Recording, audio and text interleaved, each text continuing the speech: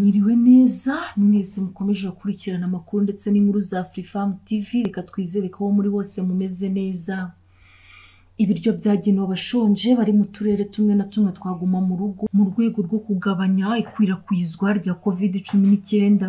Abayobozi b'imirenge imwe n'imwe batangiye kubyifunga. Mukomeze mudushyigikire mukanda like na subscribe, Imana ibahe umugisha.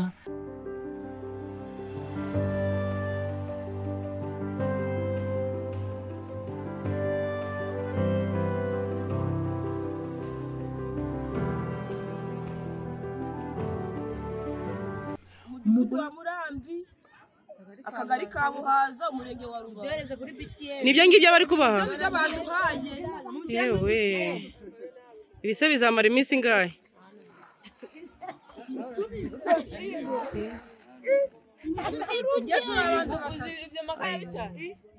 iyo ni umuceri akanaga fu n'uno dushimbo nta n'ikiro kirimo.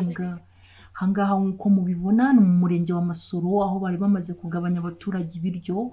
Ubundi executive w'umurenge wa Masoro ati nanjye ntabwo nagenderaho, ashyira ku ruhande nawe ibyo ari butware gusangira n'umuryango we. Ubundi haza umusore ufite imbaraga uzi icyo bita karate icyo ari cyo, amuhasa imigeri amukubisa imigeri ku buryo n'ubu ngubu tutaramenya uko executive amerewe. Mu by'ukuri abayobozi bamwe na bamwe b'imirenge ntabwo bikwiye ko ibiryo byagenewe abaturage bashonje batangira kubyikubira, ntabwo bikwiye na gato. Aha naho ni mu wundi murenge, murabona ingano y'ibiribwa bari kubaha, simamya neza ko iyo ari yo ngano leta yageneye aba baturage bashonje.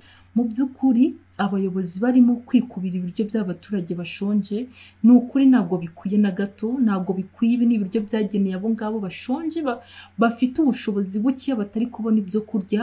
Ni ukuri babaha ibikwiriye, babaha ibyo bagenewe, be gushaka kubyikubira bo n'imiryango yabo, kuko bo hari ubushobozi runaka bafite bashobora kubona ibyo barya, ariko abo baturage rubanda rugufi biragoye ku ruhande rwabo kubona ibyo kurya. Murakoze mukomeze kudushyigikira mukanda like na subscribe, Imana ibahe umugisha.